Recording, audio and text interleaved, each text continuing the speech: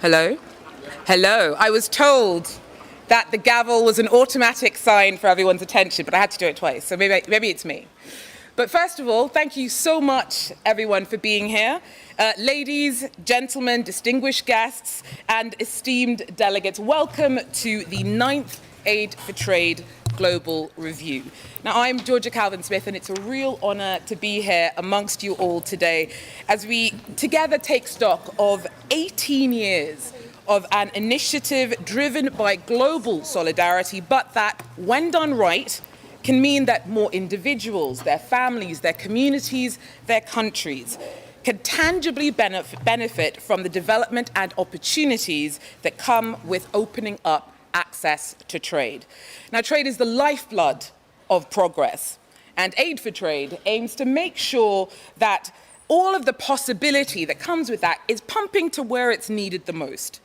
And it's not done too badly. $648 billion worth of investments have been unlocked to help developing countries participate more fully in global trade since the 2006 Aid for Trade kickoff, which isn't too shabby, but still, the WTO, the OECD, their partners, the countries, they work to support and work with all of you in this room, aware of the immensely transformative potential of trade, continue to strive to touch more lives and bring about the greatest good to the greatest number of people that we can, which in itself is pretty great. So, before we take a look at where it all began, and revisit some of the twists and turns taken by Aid for Trade so far, and hopefully set ourselves up for some conversations that look forward about how to get even closer to the aspirations that are driving all of this. It's my pleasure to first introduce to you our esteemed speakers, who I'm sure are some pretty familiar faces to you. I will start off with Dr. Ngozi Okonjo-Iweala, the DG of the World Trade Organization. So lovely to have you.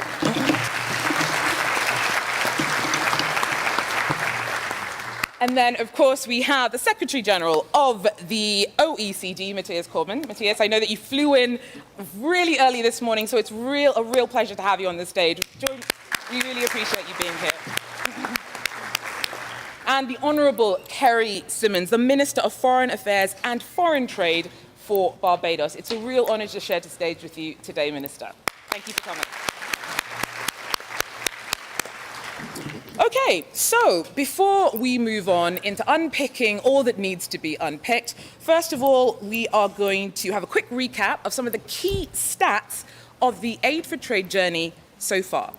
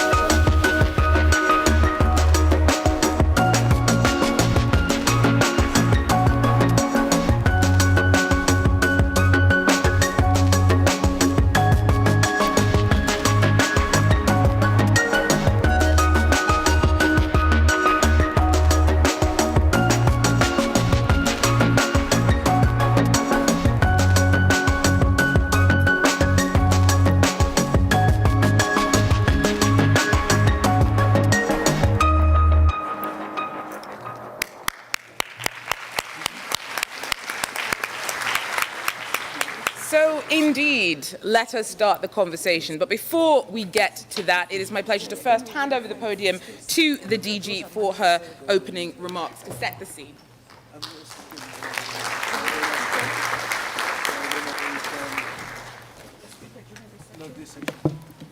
Well, thank you, Georgia, very much. And good morning to everyone. It's nice to see such a full hall this morning. Your Excellency, Minister Simmons, my dear brother in arms, Secretary General Coleman, the GC Chair, Ambassador Peter Alberg, our senior and ambassadors and deputy permanent reps who are in here, Excellencies, ladies and gentlemen, and I see we also have some visiting ministers who have come here to share the rest of the days with us. So thank you all so much for making it here. I know some of you have flown a long way to participate with us today. So welcome to the 9th Global Review of Aid for Trade. And if you haven't seen this report, please make sure you get a copy. Since the Aid for Trade initiative was launched in 2006, we have come a long way in supporting developing countries to use trade as a force for economic growth, development, and better lives for people. Aid for trade matters because tapping into global markets has been developing countries' most proven path towards prosperity. The WTO is marking its 30th anniversary this year and the 80th anniversary of the Bretton Woods Conference that gave rise to GATT. So we've been looking back at how the world has changed. One of the best changes is that since 1995, trade-enabled growth has helped to lift over 1.5 billion people out of extreme poverty. Between 1995 and 2022, low and middle-income economies nearly doubled their share in global exports from 16.5% to 32%, and the share of their population subsisting on less than $2.15 per day fell from 40% to under 11%. A recent article in Foreign Affairs by Dev Patel, Justin Sandefur, and Arvind Subramanian called the 3 decades leading up to 2020, and I quote, "history's most golden period of economic development," and placed the expansion of trading opportunities at the heart of it. But now we are in troubled times. We see increasing protectionism, the return of industrial policy, and the shaping of a narrative about trade that casts it sometimes as anti-people and anti-planet.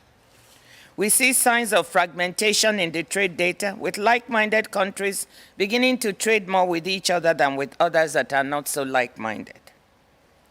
Just as poor countries left behind during the recent wave of globalization look to benefit from the open, predictable, multilateral trading system, they are being told that globalization is over, and presumably that they should find another way to fend for themselves.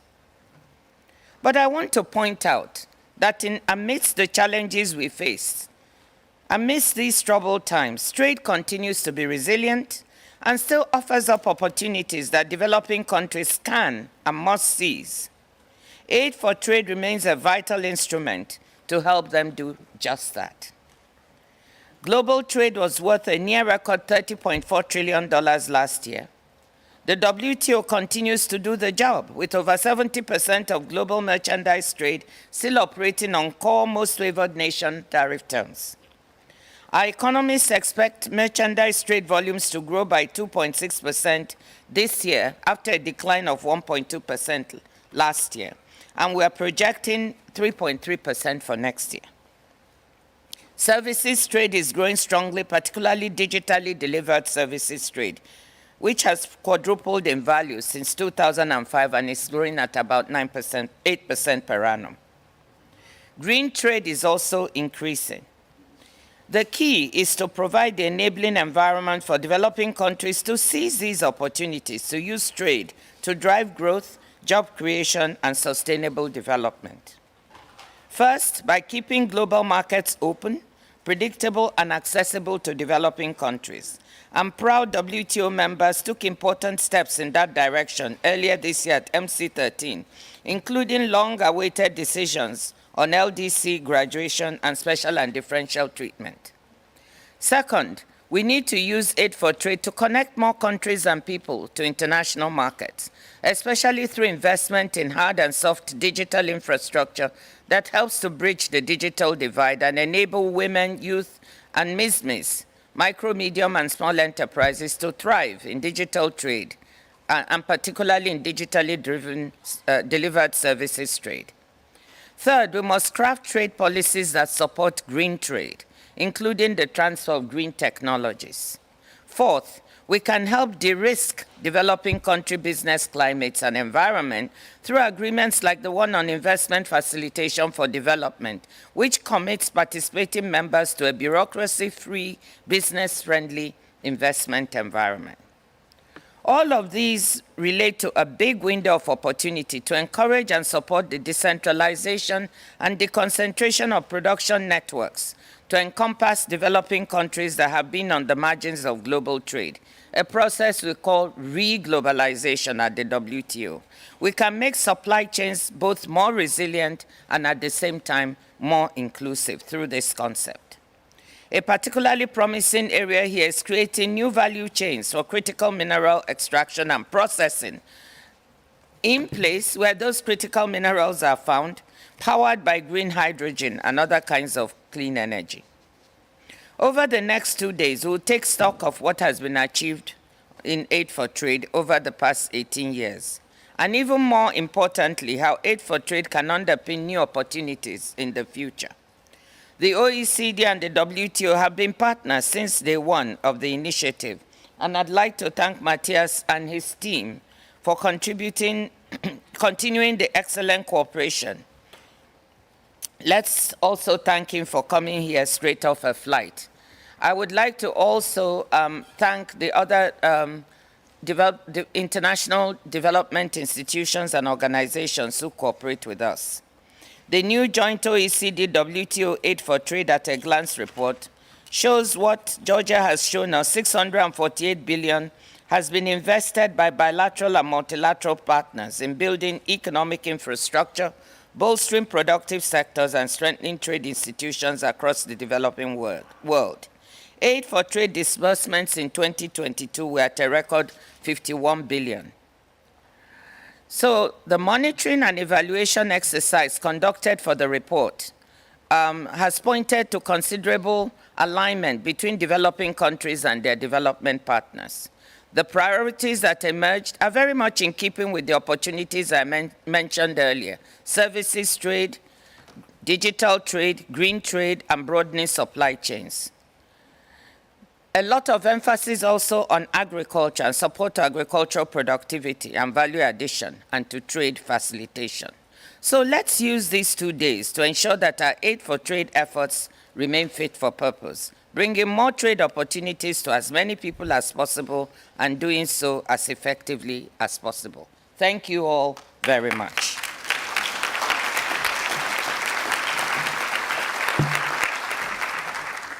Thank you so much for the DG for setting out what has been achieved and again refocusing our minds on why we're here and what we're trying to really clarify as we move forward in terms of trying to make even more of what has been laid down in the Aid for Trade journey so far. But now I would like to invite Secretary General Coleman to come up and give his perspective on where we are.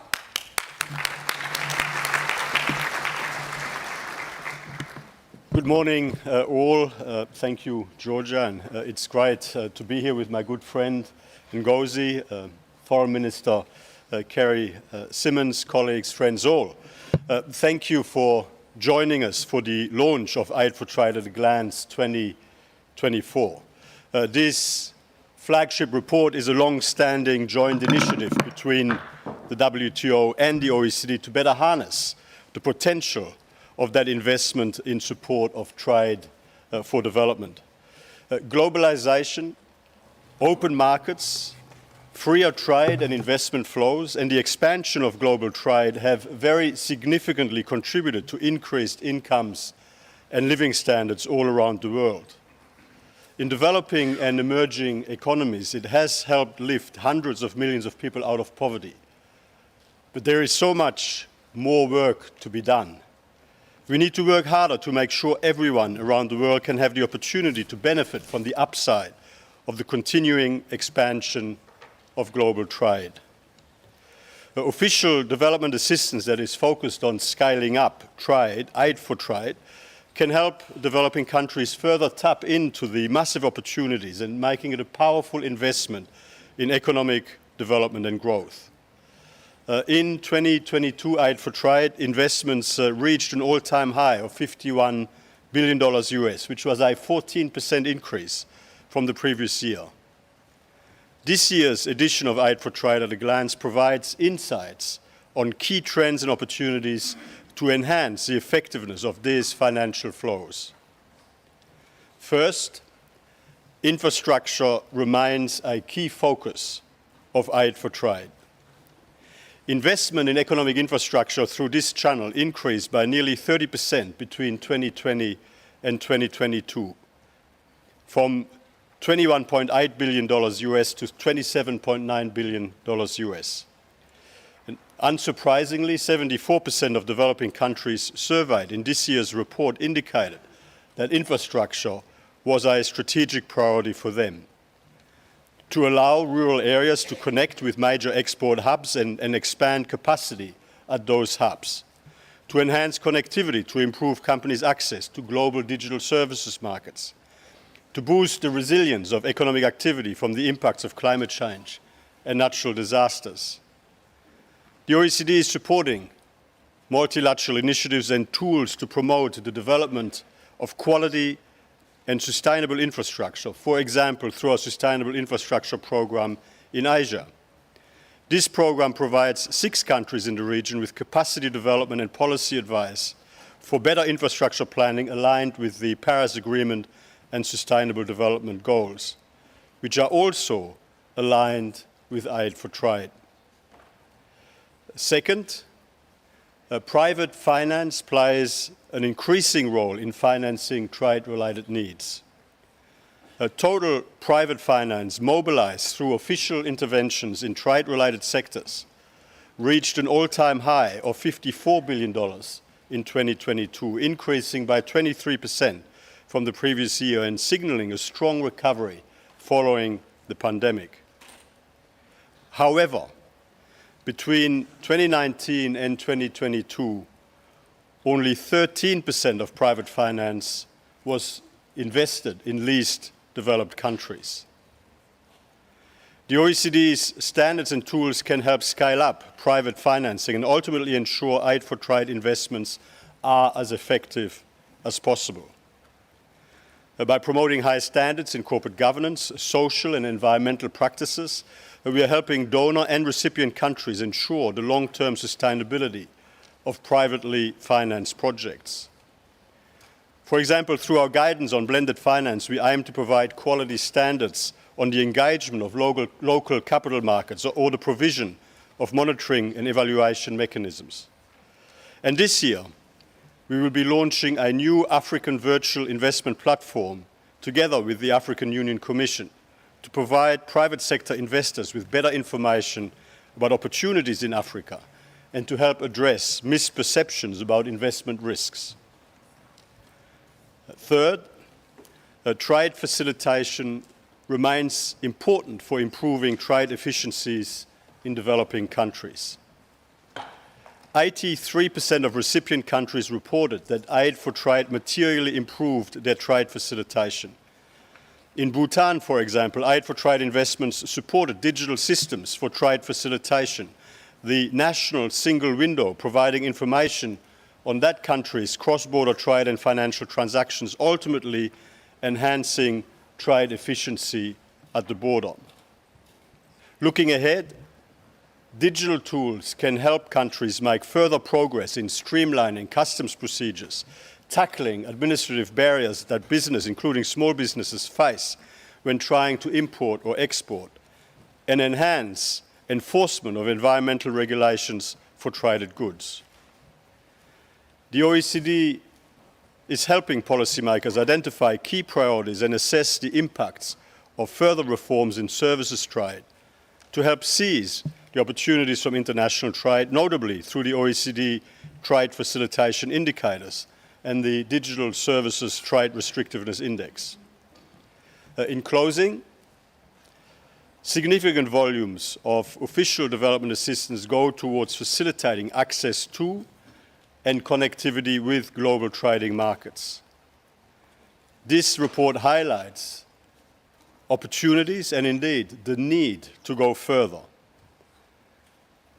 We will continue to work with Ngozi and our friends and colleagues at the WTO across a range of priorities, including aid for trade investments in support of open markets and a rules-based international trading system in good working order, to leverage trade for high-quality development and growth and for shared prosperity. Thank you.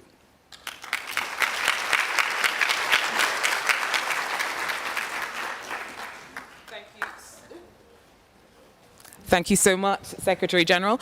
I guess now is the time to get down to brass tacks, really kind of dig into what your hopes are, what your understanding of what has been achieved so far is. And I'm going to start with you, Minister. For you, what do you see in a time of such turbulence?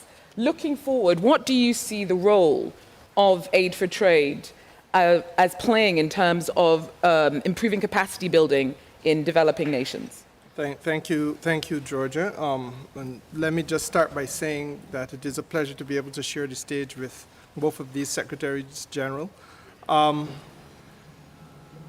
Let me begin to answer your question by taking you back to 2005 when in Hong Kong this matter was approved. Despite what I hope is still my youthful looking appearance, I would have been a minister, a young minister back then in Hong Kong. And we went to Hong Kong with an objective to do three things on aid for trade. First of all was inclusivity. We wanted to include developing countries and less developed countries into the global trading system. I think we can say successfully that we have done that, and perhaps we could park that there. I'll come back to that a little bit later. The second thing was to ease the trade-related adjustment costs so as to ensure that those countries benefiting from the liberalization process would be able to effectively participate. And then last but by no means least, we wanted to make sure that we augmented the supply side capacity of small states, small economies. And so from the very beginning in 2005, right up until 2024, we've been talking about capacity. And your question really is rooted on a capacity issue. It is a bugbear that has not gone away. I think that we can look at the performance of the WTO in particular and say that there has been a lot of success, Dr. Ngozi. I think that we can point to places where there have been gaps identified and interventions at a policy level have been advanced in order to help us to plug those gaps. We have had policy interventions which help to guide the way forward. All of that is good. But there comes a point in time where the rubber hits the road, and you have to forgive me as being a minister now for a small island developing state, and I want to thank you again for giving me this opportunity to speak to you, not only as a minister, however, of a small island developing state, but ladies and gentlemen, also as a minister of a country which is a developing country, and I am mindful that I must also speak on behalf of the less developed countries in the world. And the reality is that I think there were some assumptions built into 2005. There was a basic expectation that the development gradient would be consistent, and that at some point, because of aid for trade, there would then be a decline in the requirement because of the building of capacity. That was a false assumption. Recent history has taught us that there have been interventions which perhaps we could never have conceived of, but which have not worked to help us. The pandemic was one of them. And so therefore, just to use the Caribbean as an example, we have 14 small island developing states in CARICOM. All of them are tourism and travel dependent economies. We don't do a heck of a lot of commodities trade, but the reality is that in all 14 of those countries, the GDP would have declined by double digits, the lowest being 11 or 12%, the highest being 21% during the 2 years that we were impacted by the pandemic. That could not have been anticipated. Then there are new issues which have come into scope, which were not on the front burner back then. So that things like the climate challenge. We last weekend saw an official report come from the BBC that 13,000 people died at the Hajj. In China, 1 million people dislocated in flooding. These are things that were not contemplated then, but climate now is a major issue. And I say all of that to simply say that, in fact, as recently as today, the New York Times is reporting that there are new challenges with respect to supply chains and disruption, especially in the area of the Middle East. Now, the bottom line, therefore, is that there is an intersection between development and trade and climate and some of the other things that we've had to deal with. And so therefore, in the context of aid for trade, we must now have very serious conversations, I want to submit, about where the rubber actually meets the road. And aid for trade must address fundamentals, and it must condescend to some specifics. It is no longer good enough to say, for example, that aid for trade is important because it helps developing countries overcome their development challenges. We hear that all the time. That is the kind of trite and hackneyed, well-worn expressions that we have grown accustomed to, but must now transcend.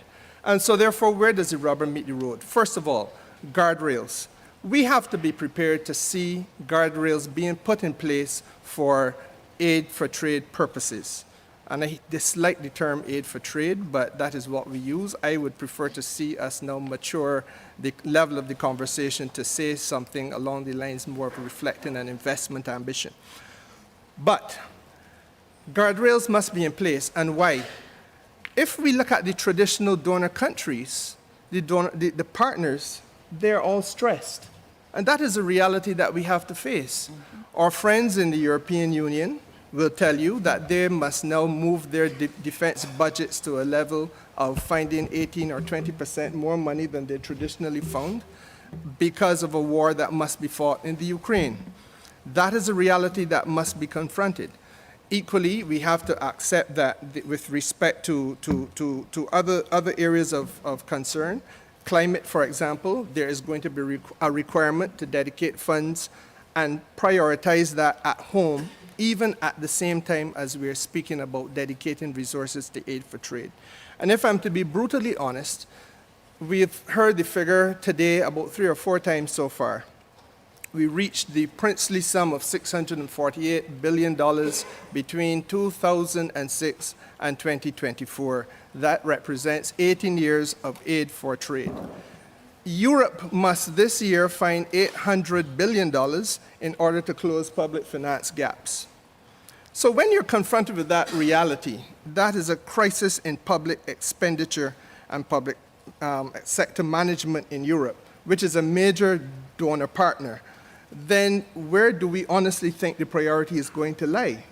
And even though we saw a record year last year, the truth of the matter is it is, I think, a rolling of the dice to expect that in this context we will continue to see that pattern of evolution. And so therefore I think that the first thing that we must do is to have the guardrails in place where we can speak seriously now to some of the other things that have to be done. Among those is to find new financing. Barbados is a country which has advanced to the world for its consideration, a development agenda which is called the Bridgetown Initiative.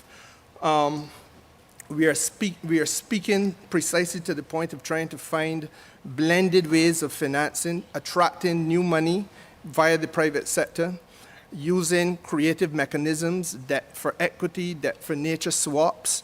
We want to have sustainability investment as part of the discussion, but largely recognizing that trade-related activity exists, as I said before, at a point of intersection with the climate crisis. And that perhaps is the biggest issue facing us all right now. And so therefore, what we want to be able to do is to target money two initiatives which help to fight, mitigate, adapt, to build resilience with respect to climate. I want to take you quickly then to the third issue, which I think is really necessary, and that is to reclassify our eligibility. To say to me at the very beginning of this journey in 2005 that you wanted to have countries which were small economies and lesser developed as being included in the international trading system, and then in 2020 tell us that we are no longer eligible for concessional financing, is to say speak at cross purposes. The reason for no longer being eligible is because of the fact that our GDP has improved, but our vulnerabilities remain the same. So to give you an example of Barbados, Barbados is at present trying to make sure that every school will have not only science labs, but information technology labs. But tonight, heaven forbid, a storm passes through the Caribbean, decimates our country. Our experience in our region has been that the GDP of one country can be set back by 24% during a 5-hour climatic activity, in 5 hours. You then start by beginning not to look at information technology hubs in the school, but by building schools and building hospitals and building road infrastructure and et cetera, et cetera. All of the utilities have to be replaced. That is the reality of the vulnerability. And so therefore, financing must now take into account at that point of intersection between trade and climate that there must be a reclassification of our eligibility for concessional and longer-term financing. And I think that that is a point which is very important, especially if I can take this WTO back to the Uruguay round, where the primary principle at Uruguay was coherence across Bretton Woods, so that the IMF spoke the same language as the World Bank, and the World Bank spoke the same language as the trading institution and the trading effort. I'm mindful of time, so perhaps I should. I mean, thank you so much. I mean, that's a really powerful testimony from the perspective of the developing world of the need for perhaps a more strategic, targeted consideration of some of the challenges being faced by both developing countries and donor countries in a time when, you know, climate change is completely changing our expectations, our anticipations from, you know, not even that long ago. So, Director General, I'd like to ask you how, bearing this in mind in the context laid out by the Minister, how do you see the WTO helping developing countries become more active players in global trade in such a shifting landscape? Well, thank you very much, Georgia. And I do want to say the Minister's statement is very powerful. And all those who don't know about the Bridgetown 3.0 we are now, the third iteration, should look at it. I think what is very comforting to me is that in spite of all these challenges, small island economies, developing countries still look to the WTO. They still feel that a good slice of what they need in order to improve growth, living conditions, and sustainability within their standards can come from this organization. And we have 22 countries actually waiting to join. We had 2 joining, and so that keeps me on my toes that we must deliver. Now, the first thing I want to say is that we should acknowledge that the trading system and the WTO have delivered already, have helped developing countries. We all know the statistics. I mentioned it, more than 1.5 billion people lifted out of extreme poverty, a lot in East Asia, but also elsewhere in the developing world. And export-led growth has shown that it can help countries lift themselves higher on the development path. And we can look at examples. China, of course, is the classic, but beyond that, we've got countries now that are benefiting: Cambodia, Laos, Bangladesh, and I could go on, countries that we could name. So trade has been a force for trying to help countries improve their development, and continues to be. We're actually doing some very fascinating research at the moment, looking at countries' commitments when they joined the WTO, those who committed more, their data is showing that those who made more commitments when they joined are experiencing higher and faster growth than those who did not. So I just want to establish the fact that WTO and the trading system are already helping. I think beyond that, two more things that we must look at. First is the present agreements we have. Is there scope to relook at these or to negotiate them, to complete the negotiations so that developing countries can benefit more? Absolutely. The agriculture agreement, we really need to move on that. Many developing countries depend on agriculture, and a breakthrough is necessary because we've got to work on issues of subsidies, domestic support. We have more than $600 billion of trade distorting domestic support that makes it difficult for developing countries to compete. In the cotton area, for instance, the cotton for the poor countries in Africa that grow cotton are struggling. They've been trying forever to see how they can compete, and I'm happy with Gerd Muller, the head of the UNIDO, who is sitting right here. Hello, Gerd. And ITC and others. We are working to try and help them develop the cotton value chain in country. So something very specific. But we must also try to work on the agriculture agreement. That's just one example. Investment facilitation for development agreement. I mentioned that. We need to get this through the system to make it part of the WTO Annex 4 so that it can be a de-risking instrument for developing countries to attract investment at a time when capital flows to these countries are on the downward trend. And then finally, I think we need to look to new areas if we want to help developing countries. Minister Simmons mentioned small island economies. Well, there is a place where they can have a comparative advantage, and that's in digitally driven services trade. They can, offer these services. It's another new form of trade. And WTO needs to point countries, developing countries in that direction so they can capture a significant portion of that trade. To do it, we have to help them bridge the digital divide. And I'm happy to say we're working with the World Bank on 9 pilot countries in Africa. If that succeeds in giving them hard and soft infrastructure, we shift to other parts of the world to also assist. Green trade is another area. Services, where small island economies also have a comparative advantage. So, grosso modo, I see really important prospects for the WTO and the multilateral trading system to help developing countries move further, faster. Thank you. Thank you so much, Director General. Secretary General, I'm very aware that you have squeezed us in an extremely busy schedule. We are a little bit behind time, but we cannot leave you continue without getting your input onto how, particularly in the landscape outlined by the other panelists, how you see the OECD helping members, helping developing countries improve their trade prospects. Well, I mean, there's two main points, and Ngozi already mentioned it in her opening remarks. I mean, keeping markets open and connecting more people from all around the world to global markets and global supply chains. I mean, the trend overall has actually been very positive. I mean, when you look at in the 1970s, developing countries represented about 25% of exports in the global market. That by 2022, that's gone up to about 47%.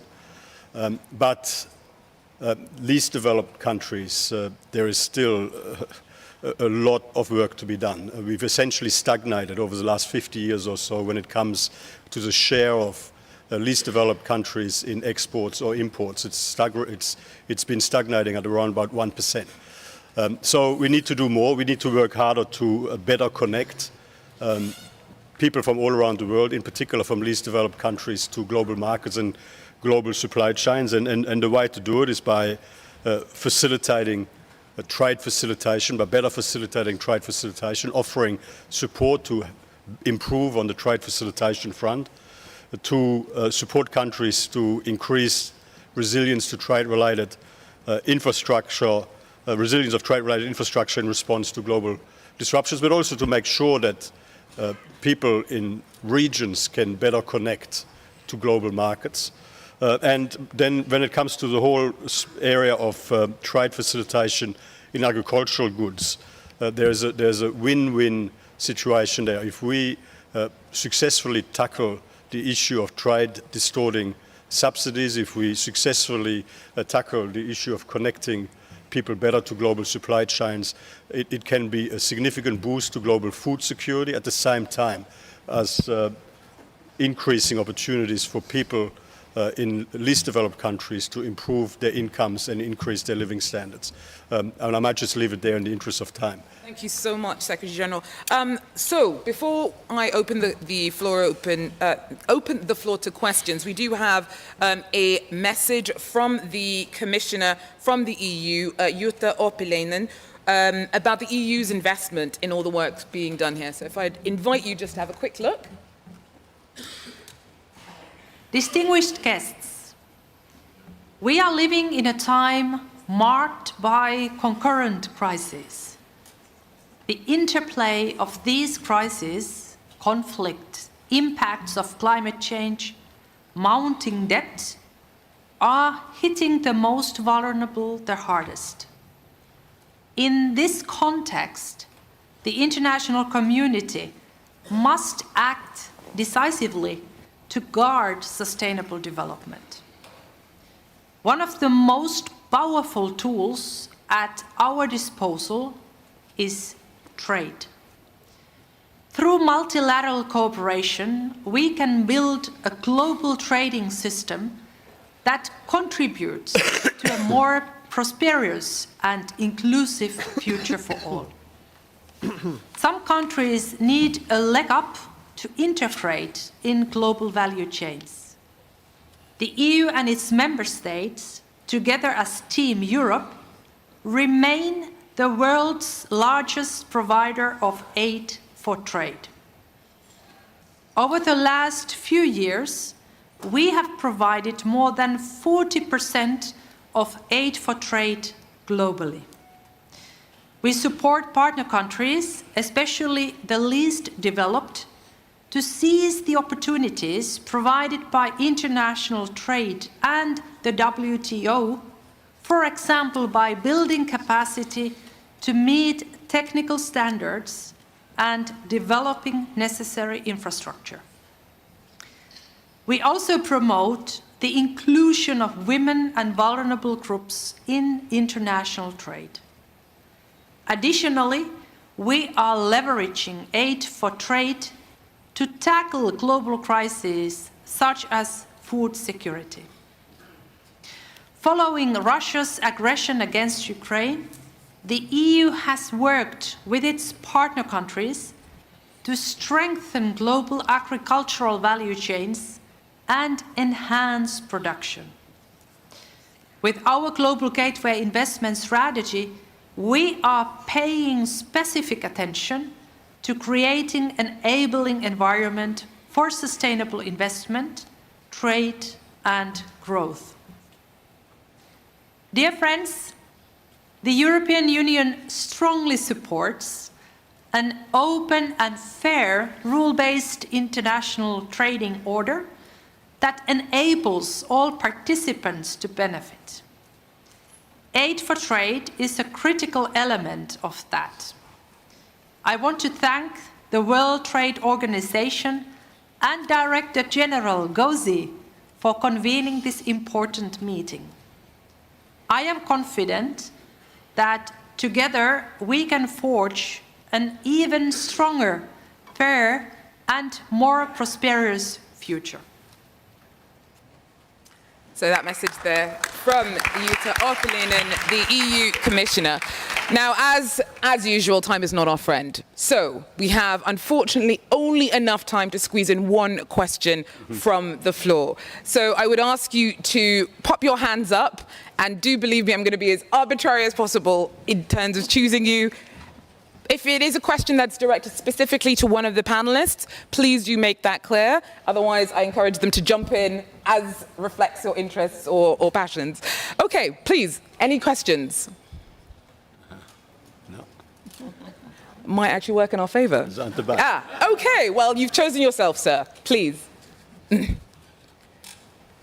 Please speak into the mic, state where you're from, and if you want, you're posing the question to a particular panelist. Good morning. My name is John Zarakostas, and I'm a journalist, and I've covered this place for 35 years. I was interested to hear from the panelists the elephant in the room that wasn't mentioned in the interventions, the tariff escalation and the non-tariff barriers that are an impediment for developing countries. Thank you. Did you catch that? Yeah, Okay. I mean, unquestionably, a trend that goes towards more protectionism, new forms of protectionism, is most harmful to the most vulnerable countries around the world. It reduces their, it's actually, protectionism, fragmentation, decoupling will make all of us poorer. It will make those in least, it will most harmfully affect those in least developed economies, which is why, Ngozi and I were at one in saying it's very important to keep markets open. Globalization has been criticized at various times, but the fact of the matter is that globalization has delivered significant improvements in incomes and living standards all around the world. It has lifted hundreds of millions of people out of poverty in developing and emerging market economies. And rather than to throw the baby out with the bathwater, what we should focus on is on making globalization work better. And that is particularly important for people in developing and least developed countries, I would suggest. I think our comments on that have been very clear. So the trend towards a more protectionist posture is not a healthy one. It's not a good one. It's not one that I would encourage to continue. The opposite.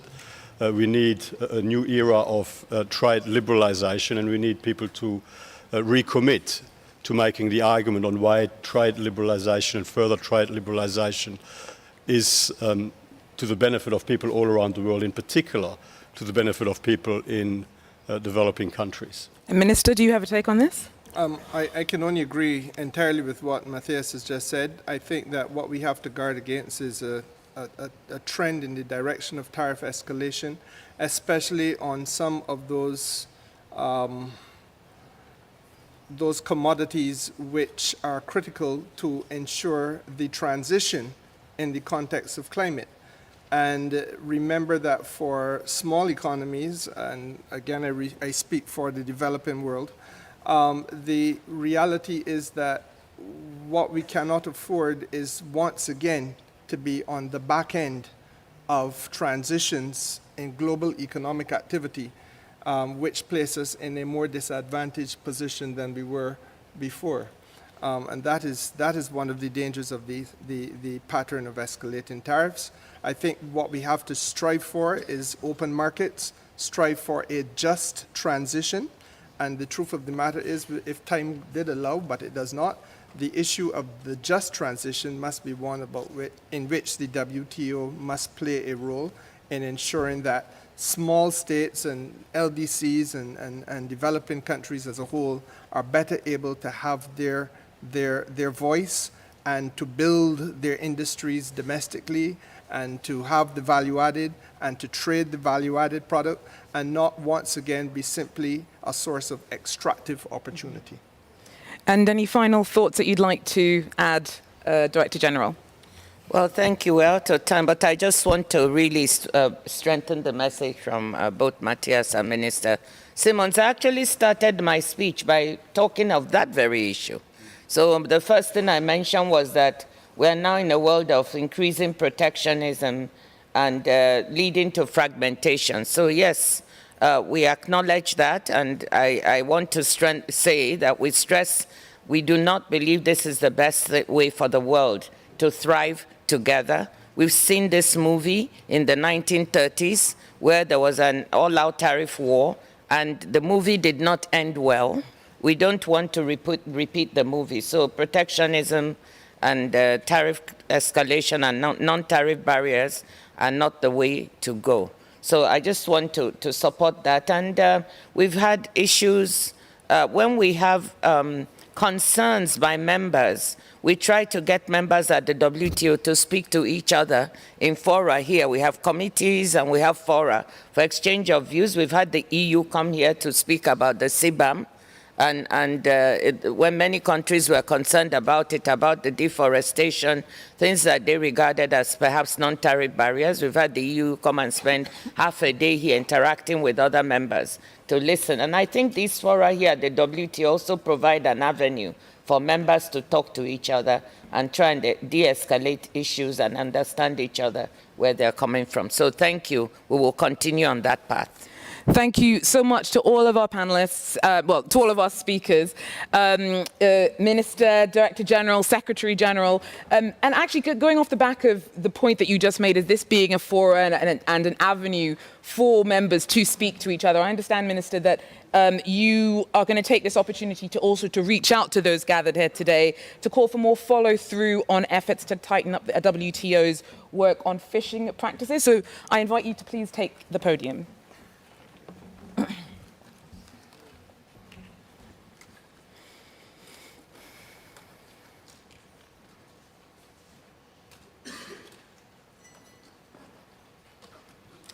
Thank you so much.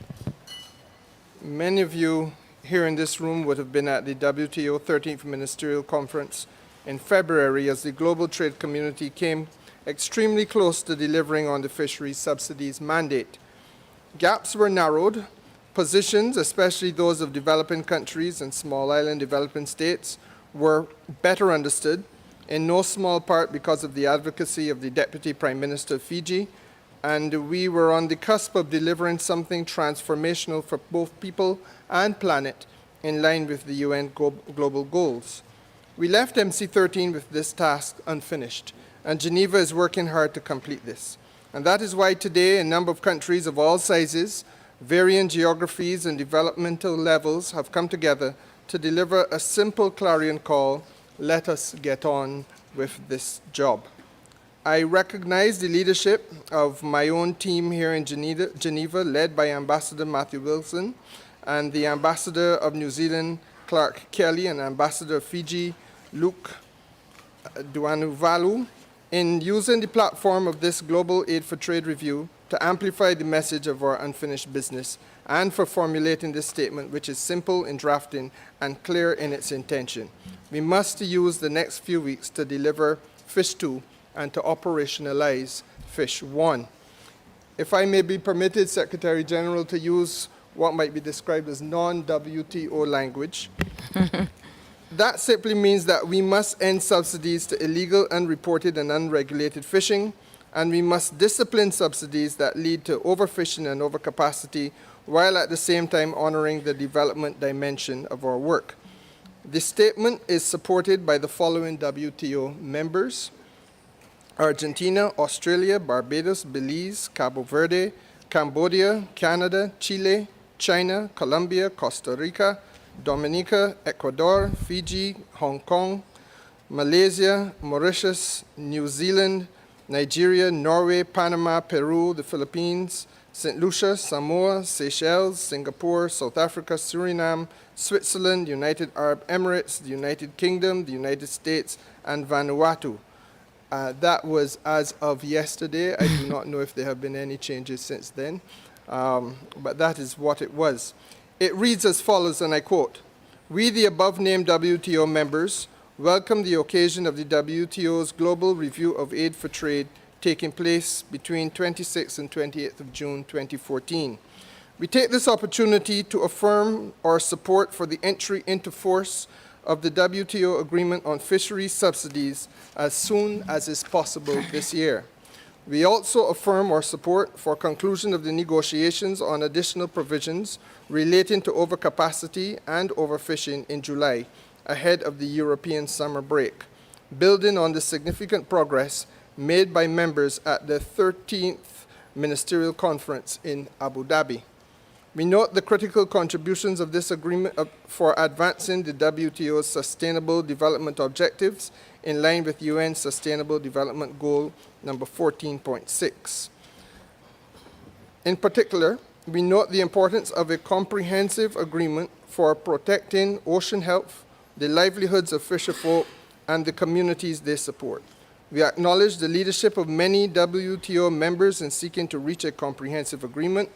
We encourage all members to engage constructively in order to bring the negotiations to a successful conclusion and to do so without delay. We also welcome the WTO's fisheries funding mechanism and look forward to it being operational upon the entry into force of the agreement. I hereby submit this statement for the most urgent consideration and action. I'm obliged. Thank you so much for that call to action, Minister. And again, I just want to thank all of our speakers, Secretary General Corman, DG Ngozi, Minister Simmons, for sharing all that you had to share with us today. That is where we will actually close the event for now. Thank you very much for being with us. I do have another invitation for the co-sponsors of the statement from the Minister to come up on stage and join him for an official photo. For those of you not involved in that, there are some refreshments kindly put on by the New Zealand Mission, which you'll be able to find